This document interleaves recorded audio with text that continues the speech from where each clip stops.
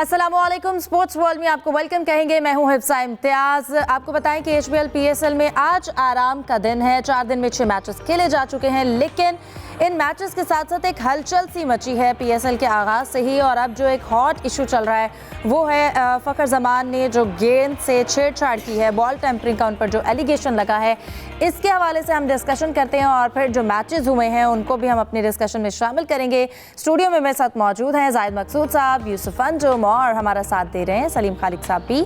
जाहिद साहब, आपकी जानिब आना चाहती हूँ, ये जो बॉल टेम्परिंग का इशू है, फ़खर जमान पर जो एलिगेशन लगा है, इसकी समातें भी मुकम्मल हो चुकी हैं, 2 समातें हुई हैं, कभी भी फैसला आ सकता है। ये क्या सूझी, ये क्या मसला है, क्या बताएंगे इस हवाले से? देखें, कल ये दूसरा मैच था, जैसा आपने खुद कहा कि आज तो 5वां दिन है लेकिन रेस्ट डे है। इब्तदाई 4 दिनों में 6 मैचेस हो चुके हैं। कल कराची किंग्स वर्सेस लाहौर कलंदर्स का मैच था। दोनों रवायती हरीफ हैं। हमेशा आपको याद होगा जब तमाशाइयों को इजाज़त होती थी आने की, ख्वाह वो नेशनल स्टेडियम कराची हो या कज़ाफ़ी स्टेडियम लाहौर हो, तो हमेशा वो हाउसफुल ही जाता था। तो इसी मैच के दौरान जब एक अहम मौका था और तकरीबन आखिरी 19वां ओवर था, तो उसके दौरान जो इल्ज़ाम लगा फ़खर जमान पे कि उन्होंने बाल को पकड़ा है, थोड़ा सा हाथ में मसला, फिर अंगूठे के साथ उसको छेड़ा भी। लेकिन इसकी अहम चीज़ ये थी कि कैमरे ने इसको नहीं दिखाया, बल्कि जो फैसल अफरीदी हमारे एम्पायर हैं, और मैं समझता हूँ कि उनकी शोहरत बहुत अच्छी है, हमारे बहुत ही अच्छे एम्पायर्स में उनका शुमार होता है, तो उन्होंने वो गेंद ले ली और उसके बाद पेनल्टी के तौर पर 5 रन का फ़ाइन भी उनको हो गया और फिर गेंद भी तब्दील कर दी गई। हम सब ने वो फुटेज भी देखी है जिसमें आज़म खान भी काफ़ी गर्म बोल रहे हैं, फिर शाहीन अफरीदी हैं, हारिस हैं साथ, और तमाम जमाएँ, फिर अंपायर्स ने उनको अपने से दूर जाने को कहा। और इसके बाद इसकी समाअत थी। कल जो खबरें आई थी वो भी यही थी कि फ़खर जमान ने कहा कि मैंने नहीं की बॉल टेम्परिंग, और आज उसकी जो समाअत हुई है थोड़ी देर पहले पीसीबी ज़राए ने भी बताया और बोर्ड ने बाकायदा भी बताया। तो इसका फ़ैसला जो है थोड़ी ही देर में मतवक्को है कि क्या फ़ैसला होता है। और हमारे ज़राए यही बताते हैं कि फ़खर जमान ने एक दफ़ा फिर कहा है कि उन्होंने छेड़छाड़ नहीं की, लेकिन मैच रेफरी ने फ़ैसला करना है अंपायर्स की स्वाबदी अपना राय के बाद। और कहना चाहिए दूसरे अल्फाज में कि अफसोसनाक है, क्योंकि फ़खर जमान एक बड़े ही रिस्पेक्टेबल, कहना चाहिए उनकी फील्ड में रिस्पेक्ट है, लोग बहुत इज़्ज़त करते हैं, उनके साथ ज़्यादती होती है तो फिर आवाज़ भी बुलंद करते हैं। और कल से काफ़ी नाराज़ हैं उनके शायकीन, उनके चाहने वाले।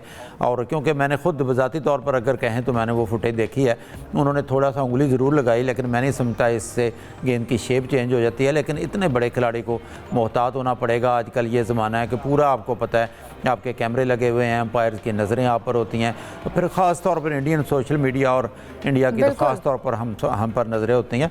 तो ये कहना चाहिए कि आप तो रूल्स के मुताबिक उन पर 1 मैच की या 2 मैचेस की पाबंदी, अगर रोशन माहनामा जो मैच रेफरी हैं वो चाहते हैं, वो फ़खर जमान पर लगाई जा सकती है। सही यूसुफ, बहरहाल हम इंडिया की बात करें तो उसको तो वैसे ही मौका चाहिए, क्योंकि अगर हम आईपीएल की बात करें तो जब उसका आगाज़ हुआ तो वहाँ पर भी जो वो टॉस का इशू चल रहा है, उनके पहले ही मैच में जो कलकत्ता नाइट राइडर्स और मुंबई इंडियंस का था, तो उस हवाले से भी कंट्रोवर्सी चल रही है। लेकिन यूसुफ, अगर हम इस वक्त फ़खर जमान की बात करें, जो फैसला सामने आता है, आपको लगता है खिलाड़ी के लिए कितना मुश्किल होगा? एक एक्सपीरियंस प्लेयर हैं, अभी इससे पहले, इस तनाज़े से पहले अगर उनके इमेज की बात करें तो एक बड़ा अच्छा इमेज था उनका, उनके हवाले से कभी भी इस तरह का कोई इशू सामने नहीं आया।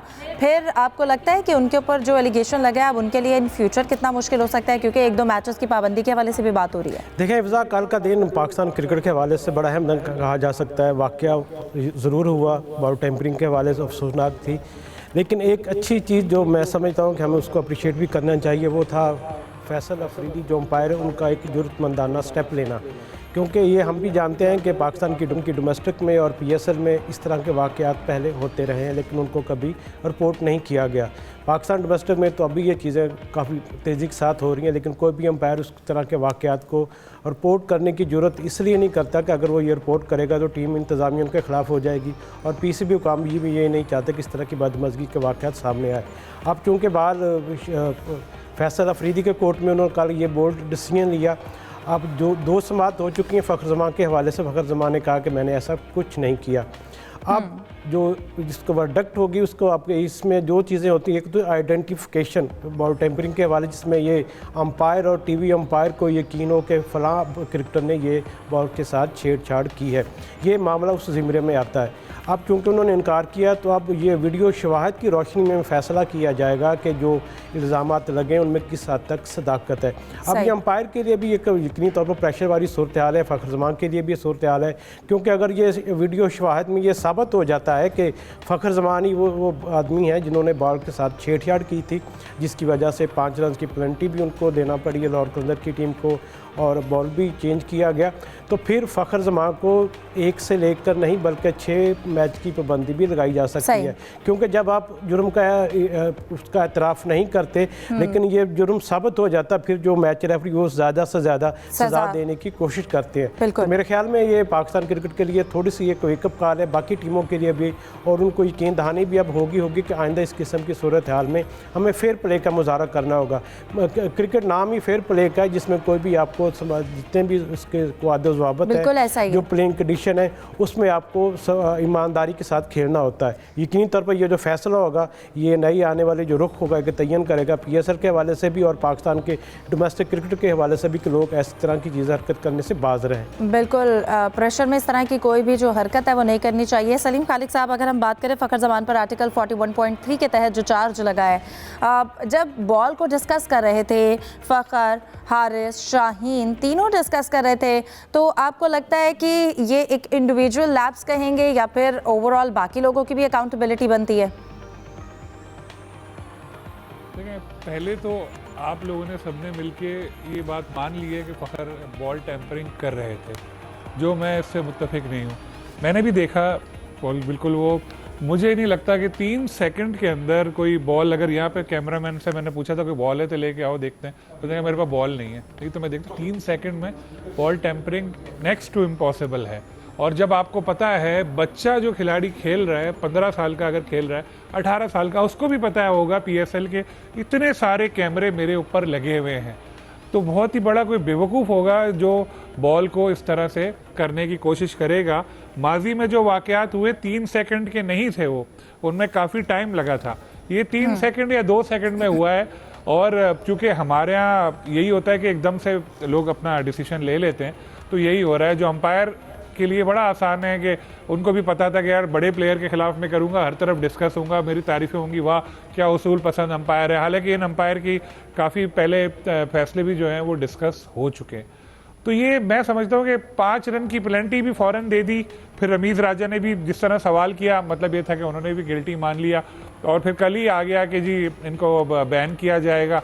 तो ये चीज़ ठीक नहीं है, पूरी अच्छी तरह पहले जायज़ा लेना चाहिए। और अगर सलीम साहब, हम भी यकीनन ये मान नहीं रहे हैं कि फ़खर ने ऐसा किया होगा, जैसा कि मैंने आगाज़ में भी जिक्र किया कि इससे पहले उनके हवाले से कभी कोई इस तरह की कंट्रोवर्सी सामने नहीं आई है। उनके अगर हम कैरेक्टर के हवाले से बात करें, उनके लोगों से बातचीत के हवाले से बात करें, तो बड़ा एक अच्छे डिसेंट प्लेयर रहे हैं हमारे, तो हमारे लिए भी ये एक बड़ी हैरानकुन चीज़ थी। लेकिन रूल्स के तहत अब जो चीज़ें सामने आ रही हैं, रिजल्ट, हम उन पर डिस्कस करना चाह रहे हैं। तो रूल्स के तहत देखें, मैंने वही बोला ना, 2-3 सेकंड की वीडियो से आप कैसे अंदाज़ा लगा सकते हैं कि वो बॉल टेम्परिंग कर रहा था। हाँ, अगर आपके पास कोई और ऐसी फुटेज मौजूद है कि वो पहले भी जिस वक्त कैमरा उसके ऊपर नहीं था उस वक्त भी वो बॉल से छेड़छाड़ कर रहा था, बोतल का ढक्कन लेकर आया था, क्या उसने स्टील के नाखून पहने हुए थे कि यूँ 3 सेकंड में किया बॉल ख़राब हो गई, बहुत सारी ऐसी चीज़ें हैं। लेकिन अगर आपको किसी को जुर्माना करना है, बैन करना है, तो वो तो कर सकते हैं इसमें बिल्कुल। लेकिन जब इस तरह के फैसले होते हैं, जब आपके पास जो सबूत है वो इतना ज़्यादा ऐसा ना हो, कंक्लूसिव ना हो, तो फिर बेनिफिट ऑफ डाउट जो प्लेयर है उसको देना चाहिए। क्योंकि देखें, यहाँ पे मैं चलें आपको हटा देता हूँ, लेकिन हर कोई, बहुत सारे ऐसे लोग हैं जिन्होंने इनको कह दिया है कि भाई गिल्टी है और पहले ऐसा था वैसा था, वो कहना शुरू कर दिया है। एक दफ़ा उनकी बात भी तो मान लें, वो भी तो कह रहे हैं उधर सबके सामने कि जी मैंने बॉल टेम्परिंग नहीं की। लेकिन ये हमारे अक्सर ऐसे ही होता है कि फ़ैसला आने से पहले ही फ़ैसला सुना दिया जाता है। तो और इसमें भी ऐसे ही लग रहा है कि लोगों ने भी फ़ैसला सुना दिया, बहुत सारे मीडिया ने भी फ़ैसला सुना दिया कि जी गिल्टी है, अब इसको लटका दो। तो यही होगा, पाबंदी इनके ऊपर लग जाएगी। लेकिन अगर आप मुझसे पूछें तो मेरा कहना यही होगा कि जो आपके पास सबूत आया है वह कंक्लूसिव नहीं है, बेनिफिट ऑफ डाउट इनको देना चाहिए। देखें सलीम भाई, ये तो एक आपकी राय हो सकती है, आपकी पूरी गुफ्तगू में मैं नहीं बोला। आपने अपनी गुफ्तगू स्टार्ट ही यहाँ से की कि हम तीनों ने फैसला किया हुआ है कि वो गिल्टी है। हालांकि हमने स्टार्ट ही यहाँ से किया था कि उन पे जो चार्जेस लगे हुए हैं, आपने शुरू में यही बात बोली, उन पर जो चार्जेस लगे हुए हैं, उन पर जो चार्जेस लगे हुए हैं, ये हमारा स्टार्ट ही यहाँ से था कि ये उन पर इल्ज़ाम लगाया गया। बाकी मैंने फुटेज कहा कि हमने भी देखी है उनको गेंद उनको हाथ में पकड़ते हुए या नाखून लगाते हुए। साथ मैंने भी ये कहा है कि इतनी देर में वो गेंद की शक्ल बिगड़ी या नहीं, ये फैसला अंपायर ने करना है या मैच रेफरी ने करना है। क्योंकि मेरा ख्याल है आपने अपना एक जहन बना लिया था कि मेरी ये राय है, तो शायद इसलिए आपको लगा कि शायद हम ये कह रहे हैं। हमारे लिए उतना ही मोहतरम है फखर जितना आपके लिए, दोनों की राय सुन के अपनी राय दी है। जितना फखर आपके लिए मोहतरम है उतना हमारे लिए भी है। हम तो वो कह रहे हैं ना कि जो कल से हुआ, जो उन पर चार्जेस लगे, या जरूर हम, क्योंकि हम जानते हैं फैसला अफरीदी को ही, अंपायर को, फैसले हर अंपायर के गलत होते हैं। हमने बताया था जितनी नई लॉट आई है उनमें एक अच्छे अंपायर में शुमार होता है फैसला अफरीदी का, वरना तो कोई ऐसा अंपायर नहीं होता जो गलत फैसला ना दे। 3 सेकंड की फुटेज पे ये पता नहीं चल सकता, 3 सेकंड की फुटेज पे आप किसी को नहीं कर सकते। तब वक्त आपने फैसला बनाया किया हो कि यार आज मुझे कोई चीज़ ऐसी पकड़नी है और ऐसा करके फौरन मुझे ना डिसीजन ले लें। लेकिन सलीम भाई 3 सेकंड, मेरी राय में 3 सेकंड में भी करने की जरूरत क्या है? इतनी रिस्पेक्ट है फखर की, हर बंदा तो उसकी इज्जत करता है, उसको वर्ल्ड कप में शामिल नहीं किया। इतना बताया मुझे, अगर बॉल है, बॉल के ऊपर ग्रिप पे, उसके ऊपर बॉल के ऊपर कोई मिट्टी लगी हुई है या कोई ऐसी चीज चिपक गई, चले च्युइंगम खा के फेंकी किसी ने, वो चिपक गई, तो क्या वो उसको हटाएंगे नहीं? नहीं, वो च्युइंगम नहीं उतार रहा था सलीम भाई, फुटेज को गौर से देखें। जो भी हो, मैं एक मिसाल दे रहा हूँ, तो वो फैसला तो उन्होंने करना ना। आपने कैमरे लगाए हुए थे, मुझे नहीं पता आपके च्युइंगम नहीं लगाई हुई थी, लेकिन मैं एक बात बता रहा हूँ आपको कि जो भी कर रहा है, देखिए बेनिफिट ऑफ डाउट तो यहाँ पे आप दे सकते हैं ना। वो यकीनन रोशन माहनामा, देखें रोशन माहनामा कल का मैच रेफरी नहीं है, ठीक है, वो अंपायर ने अपनी दे दी। अगर अज्यूम कर लिया जाए कि फील्ड अंपायर का फैसला गलत है, तो रोशन माहनामा तो एक न्यूट्रल है ना, उसका ताल्लुक तो श्रीलंका के साथ है। वो क्या उनको कहते हैं, हमारा सिर्फ ये मौका के बारे में रिपोर्ट देंगे, नहीं आप अगर यूसुफ के बारे में रिपोर्ट देंगे कि यूसुफ ने ये गलती की है, तो नदीम साहब हैं या अयाज साहब हैं, वो फैसला इसमें करेंगे ना कि यार ये जो इस वक्त जाहिद ने रिपोर्ट दी है ये ठीक होगी, क्योंकि ये उधर था। तो ऐसे इसमें भी हो सकता है। नहीं ऐसा बिल्कुल देखिए, हम बिल्कुल यहाँ पर एम्पायर का जो इंस्टेंट डिसीजन था वो फेयर था। थर्ड एम्पायर वहाँ पर मौजूद थे, उनको डिसाइड करना चाहिए था। हम लोग ये चाहते हैं कि समाज जो मुकम्मल हुई है, और जो इस वक्त फ़खर ज़मान की बात करें तो उन्होंने भी अपना जो पर्सपेक्टिव है वो सामने रखा। उन्होंने बताया कि उन्होंने ये नहीं किया है, और क्योंकि हमारे लिए भी फ़खर ज़मान उतने ही रिस्पेक्टफुल है, और उम्मीद करते हैं कि जो फैसला है वो बिल्कुल चीज़ों को देखते हुए बिल्कुल अच्छे तरीके से फैसला लिया जाए इन चीज़ों का। डिस्कशन को कंटिन्यू रखते हैं, एक ब्रेक के बाद हमारे साथ रहिए। किया है उनको स्पोर्ट्स वर्ल्ड में वेलकम कहेंगे। फवाद, बहुत शुक्रिया आपके वक्त का। सबसे पहले कल का दिन PSL के हवाले से हम बात करें तो काफ़ी कंट्रोवर्शियल रहा है। अगर हम लाहौर कलंदर्स वर्सेस कराची किंग्स के मैच की बात करें, फिर वहाँ पर जो फ़खर ज़मान के हवाले से कंट्रोवर्सी सामने आई है, बॉल टेम्परिंग की, उन पर जो एलिगेशन लगा है, क्या कहेंगे? हमारे बड़े रिस्पेक्टेबल खिलाड़ी हैं, प्लेयर्स को इस हवाले से मोहतात रहना चाहिए। आपने अगर वो खुद फुटेज देखी, आपको क्या लगता है? बिल्कुल, देखिए मोहतात तो रहना चाहिए, लेकिन अभी बहुत जल्दी होगा क्योंकि फुटेजेस वगैरह तो आई हैं, लेकिन इस पर क्या एक्शन लिया जाएगा और ये साबित हुआ है या नहीं हुआ है। देखिए, शाइन करते हुए तो बंदा शाइन किसी भी तरह कर सकता है प्लेयर।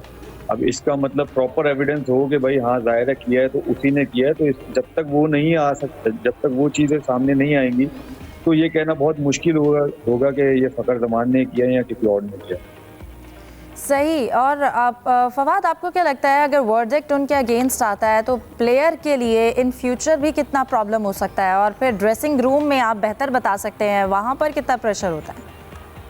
देखिए, ड्रेसिंग रूम की बात नहीं, अगर कुछ हुआ भी है तो टीम के लिए किया है उसने, अपनी किसी के मतलब उसके लिए तो नहीं किया, अपने फ़ायदे के लिए। आई थिंक टीम के लिए किया। और बाकी देखें, यस ये होता है कि अगर कुछ इस तरह की चीज़ें जब सामने आ जाती हैं और अगर कोई कल्प्रेट साबित हो जाता है, फिर ये है कि उस पर निगाहें बहुत रखी जाती हैं आने वाले मैचों में, और थोड़ी बहुत टोन भी मारते हैं जब प्लेयर्स होते हैं सारे। तो मेरे ख्याल से ये थोड़ा सा फेस होता है, लेकिन आजकल आपको पता है 2 दिन बाद कोई ये चीज़ें याद नहीं रखता, सब भूल जाते हैं।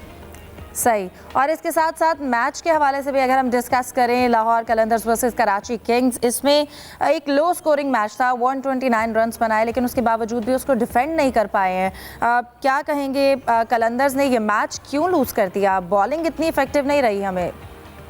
देखिए, पहली बात तो ये कि 1 विकेट पे ये चौथा मैच था 2 दिन में, तो मतलब ये बड़ा एक ट्रेजेडी है कि लाइक अगर आप डबल हेडर हो रहे हैं तो विकेटें तो अलग अलग होनी चाहिए ना, कि एक दिन में 2 मैच हुए फिर अगले दिन भी 2 मैच जो है उसी विकेट पे हो, तो वो स्लो होता जाता है। जैसे जैसे ओवर्स होते जाते हैं वो स्लो होता जाता है, तो बॉल बल्ले पे इतना अच्छा नहीं आता। बट स्टिल ये विकेट 129 वाला नहीं था, जिस तरह जो है लाहौर कलंदर्स जिस तरह आउट हुए और जिस तरह से वो खेले, मेरे ख्याल से गेम अवेयरनेस की थोड़ी कमी थी, क्योंकि विकेट को असिस्ट नहीं कर पाए, कंडीशन को असिस्ट नहीं कर पाए। अगर वो लोग ये देख लेते कि चौथा मैच है तो एटलीस्ट इस पे 100, क्योंकि पहले भी एक जो मैच हुआ था सुबह, जब मैच हुआ था वो 174 रन हुए थे, तो दूसरी टीम 140 रन बना सकी चेस में। तो आई थिंक उनको ये सोचना चाहिए था कि अगर हम 150 इधर स्कोर करते हैं तो हम आराम से कराची किंग्स के खिलाफ मैच जीत सकते हैं, लेकिन गेम अवेयरनेस नहीं थी, तो 129 रन बड़ी मुश्किलों से हुए उनसे। और उसके बाद क्रेडिट देना पड़ेगा लाहौर कलंदर को, उन्होंने फाइट बहुत अच्छी की और आखिरी हद तक अगर देखें, अगर ये चीज नहीं होती, पेनल्टी नहीं लगती 5 रन की, तो आखिरी ओवर में 14 रन थे, तो 14 रन इतने आसान नहीं होते। और अगर बॉल चेंज नहीं होती तो उस बॉल से वो 14 रन बहुत मुश्किल थे। लेकिन क्रेडिट यहाँ पर देना पड़ेगा लाहौर कलंदर को कि उन्होंने बहुत अच्छी फाइट की और आखिरी ओवर तक मैच लेके गए, क्योंकि ऐसा लो स्कोरिंग जब मैच होता है तो ऐसा ही लगता है कि 4-5 ओवर या 3-4 ओवर पहले जो है मैच खत्म हो जाएगा, क्योंकि कराची की बैटिंग बहुत जबरदस्त है। लेकिन उन्होंने बड़ी अच्छा जो है रिस्ट्रिक्ट किया उनको और ये आखिरी ओवर तक मैच गया। और तमाशाई जो हम घर बैठे हुए जो सोच रहे थे कि उसके अपोजिट मैच हुआ, तो ये जबरदस्त बात है। और खासतौर पर शाहीन ने जिस तरह से बॉलिंग की और 4 आउट किए, उनका फॉर्म में आना बहुत जरूरी है, जाहिर है पाकिस्तानी टीम के लिए भी और लाहौर कलंदर्स के लिए भी। और अगर ऐसा मतलब उनको कैप्टनसी देखें तो कैप्टनसी बड़ी जबरदस्त की, क्योंकि 129 रन जब आप डिफेंड करने आ रहे होते हो तो इतना आसान नहीं होता आपको टीम को उठाना। लेकिन उसने वो कहते हैं ना लीड किया फ्रंट से, उसने खुद ये जिम्मेदारी ली और 4 आउट भी किए, उसके साथ टीम भी जेल हुई और एक जबरदस्त मैच देखने के लिए मिला हमें। सही। इसके अलावा अगर हम कराची किंग्स के मिडिल ऑर्डर की बात करें, उन्होंने जिस तरह से प्रेशर में टीम को संभाला है, चेज़ किया है, उनके हवाले से क्या कहेंगे? ये उनकी टीम का जीत के हवाले से कितना बड़ा फैक्टर है? देखिए आखिर में जब टीम जीत जाती है तो सारी चीजें छुप जाती हैं, तो इसमें कोई ऐसा इतनी बड़ी बात नहीं होती। बट स्टिल ये 129 रन जैसे कराची किंग्स की बैटिंग लाइनअप है, इतनी मुश्किल विकेट या कुछ ऐसा नहीं था कि उस बैटिंग लाइनअप को कि 20वें ओवर में ये जाके मैच जो है जीतना पड़ा। तो मेरे ख्याल से ये मुश्किलात आगे चल के हो सकती हैं कराची किंग्स को। बदरिए अगर ऑन पेपर देखें कराची किंग्स बड़ी जबरदस्त नजर आ रही है बैटिंग में, अगर आप देखें 7-8 तक उनकी बैटिंग है, बट आपको on a same time deliver जरूर करना पड़ता है ऑन न्यू डे। तो अगर जब तक आप डिलीवर अच्छा नहीं करेंगे तो आगे जाके आप मैच में फंसेंगे। अगर जैसे आप ये तो 129 रन चेस कर रहे थे आप, अगर कहीं आप इसी विकेट पे वही जैसे मैंने आपको बात की अगर 150-160 रन चेस करने जाते तो आप लोगों के लिए मुश्किल हो जाता। फिर फवाद, बिल्कुल जाने से पहले एक शॉर्ट कमेंट लेना चाहूँगी साइमा अयूब के हवाले से। हम उनको अभी तक स्ट्रगल करते हुए दिखाई दे रहे हैं और कोई अच्छी परफॉर्मेंस नहीं देख रहे। देखिए जबरदस्त प्लेयर हैं और मेरे ख्याल से फॉर्म आती है, प्लेयर में ऐसी आती है फॉर्म के थोड़ा मुश्किलात होती हैं, वो उसी मुश्किल में हैं अभी। और इंशाल्लाह हम दुआ गो हैं कि वो जल्द से जल्द अपनी फॉर्म में वापस आएँ, क्योंकि जब वो बैटिंग करते हैं तो तमाशाई को भी और हमें भी देखते हुए बहुत अच्छा लगता है और पाकिस्तान के लिए भी अच्छा है कि वो फॉर्म में जल्दी से जल्द वापस आए। ठीक है फवाद।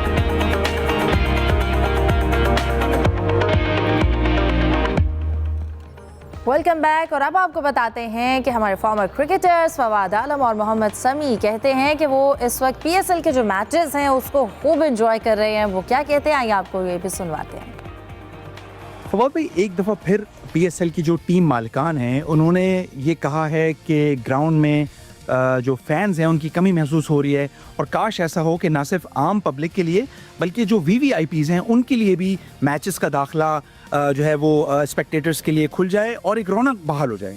उनके लिए मेरे पास एक ही मैसेज है, क्योंकि सुनने में ये आ रहा है कि स्मार्ट लॉकडाउन लग रहा है, 10 बजे का टाइमिंग दे रहे हैं, तो ये ना हो कि कल से या परसों से ये ना हो कि ग्राउंड की लाइटें भी 10 बजे बंद हो जाएं। एक मैच हुआ है सब टीमों का, अभी इसमें टाइम लगेगा। ये बातें जब भी अच्छी लगेंगी जब ज़्यादा परफॉर्मेंस पे निकल जाएंगी, 6-7 मैच हो गए होंगे, 6-7 इनिंग्स हो गई होंगी, जब भी आप इस पर थोड़ी सी बात कर सकते हैं, आप बता सकते हैं। बट येस के क्राउड के बगैर खेलना एक अच्छा नहीं लगता। डोमेस्टिक काइंड ऑफ मैचेस लग रहे हैं अभी फ़िलहाल, और होपफुली कि जिस तरह की बातें हो रही हैं कि क्राउड नज़र आए, तो अल्लाह करे कि क्राउड नज़र आए और ये पाकिस्तान की मतलब पाकिस्तान के लिए भी और जो प्लेयर्स खेलते हैं उनके लिए भी बड़ी हौसला अफजाई। At the same time IPL शुरू हो गया, वहाँ पे क्राउड ही क्राउड है। सर हम अपने पीएसएल देखते हैं, आईपीएल वालों को आईपीएल देखेंगे। सभी भाई, बाबर आजम की आज बैटिंग देखने वाली थी। 28 बॉलों पे 39 run, typical Babar, classy shots. Fans बड़े महसूस हुए उनकी बैटिंग से। जी हाँ, ना सिर्फ फैन बल्कि आज मैं भी बहुत महसूस हुआ और काफ़ी दिनों के बाद ऐसा लगा कि बाबर अपनी दोबारा ओरिजिनल फॉर्म में आए और इंशाल्लाह अभी PSL का स्टार्ट है, तो आप देखें कि जिस तरह से मजीद इनिंग होती रहेंगी तो मुझे उम्मीद है कि बाबर मजीद निखार के साथ खेलते रहेंगे। बाबर आजम जैसे खिलाड़ियों का कितना बड़ा इम्पैक्ट होता है HBL PSL जैसे टूर्नामेंट के लिए? बहुत ज़्यादा इम्पैक्ट होता है। देखें अगर आप पिछले 2 मैच देखें होंगे तो उस तरह से रिस्पांस नहीं था, लेकिन आज जिस तरह से बाबर आजम खेले ओवरऑल PSL का एकदम से ऐसा लगा है कि वो उसका चार्म बढ़ा है, एक स्टार पावर दिखी, एक प्लेयर ही दिखी। तो मेरे ख्याल में ऐसे प्लेयर होना बहुत ज़रूरी है किसी भी। गुफ्तगू आपने सुनी है, डिस्कशन को कंटिन्यू करते हैं। सलीम साहब, आपकी जानिब आना चाहती हूँ। जैसा कि हमने एक इशू डिस्कस किया, इसके साथ साथ एक और इशू भी हाईलाइट हुआ है, वो सिकंदर रज़ा का है। उसके हवाले से क्या कहेंगे? सिकंदर रज़ा का जो उन्होंने जिनसे भी मुलाकात की है और फिर उनका ये कहना है कि उनको अपडेटेड SOPs नहीं पता था। क्या समझते हैं इसमें किसकी जिम्मेदारी बनती है? प्लेयर कितने जिम्मेदार है? और इसके अलावा अगर हम मैनेजमेंट की बात करें कि उन्होंने उनको बरवक्त सिक्योरिटी कंसर्न्स के हवाले से आगाह नहीं किया, क्या बताएंगे इस हवाले से? 100% प्लेयर जिम्मेदार हैं इस चीज़ के, क्योंकि मैं भी अभी पिछले दिनों लाहौर आया था, उसी होटल में ठहरा था जहाँ प्लेयर्स वाला एरिया था। वहाँ तो जो दूसरे लोग थे उनको भी जाने की इजाज़त नहीं थी, चाहे वो ठहरे हुए भी हों वहाँ पे। तो प्लेयर्स कैसे अपने 4-4 गेस्ट को लेके वहाँ पर जा सकते हैं? आपको पता है आजकल हालात कैसे चल रहे हैं, पूरी दुनिया की सिक्योरिटी कैसी, पाकिस्तान की भी कैसी। हमको तो बहुत फूक फूक कर कदम रखने हैं, तो हमें कोई रिस्क लेना ही नहीं चाहिए। तो प्लेयर्स की जिम्मेदारी थी, जब उनके सिक्योरिटी वाले मना कर रहे हैं कि भाई आप गेस्ट नहीं ले जा सकते, तो लेके जाना ही नहीं चाहिए था। नीचे इतनी अच्छी कॉफ़ी शॉप बनी हुई है, वहाँ बैठ के गपशप लगाते, कोई मसला नहीं था। ये प्लेयर्स ने गलत किया और ऐसा करना नहीं चाहिए। जब आपको जो SOPs मिले हैं, जो सिक्योरिटी एजेंसीज या जो भी लोग हैं या बोर्ड आपको कह रहा है, उस पर अमल करना उनका फ़र्ज़ है। ये चीज़ एक हुई है तो उम्मीद है कि आगे नहीं होगी, और टीम मैनेजमेंट का भी, सारी फ्रेंचाइज का फ़र्ज़ है कि वो अपने प्लेयर्स को बताएं कि जी जो आपको सिक्योरिटी वाले कह रहे हैं उनकी बात माने, मनमानियाँ ना करें। सही, बिल्कुल। जाहिद साहब, आपकी जानिब आना चाहती हूँ। अगर हम कल के मैच पे, जो दूसरा मैच हुआ, उसके हवाले से भी हम डिस्कस करें, जो हैदराबाद किंग्स में इनके दरमियान था। कोटा ग्लैडिएटर्स ने उनको शिकस्त दी और ये दूसरी शिकस्त थी हैदराबाद की। आपको क्या लगता है, वो टीम हमें हैदराबाद की पावर प्ले से ही बड़ी मुश्किल में नज़र आ रही थी? देखिए, अब कोटा जो है ना, कोटा ग्लैडिएटर, उनकी 2 विकेटें तो जल्द गिर गई थी। सऊद शकील बहुत जल्दी आउट हो गए और बड़े अरसे के बाद मैंने देखा है कि रायली रोसो जो है 5 गेंदें खेल कर 0 पर चलते बने। इसके बावजूद करते करते उन्होंने स्कोर 170 प्लस कर लिया था। और उसके जवाब में हैदराबाद की तो वही बात है, जैसे हमाद आज़म ने रात को बाद में प्रेस कॉन्फ्रेंस भी किया कि हमारी टीम नई है, ये जवाब उन्होंने पेश किया। बाकी टीमें पहले से खेल रही हैं, टीमें बनी हुई हैं, हमें टाइम लगेगा।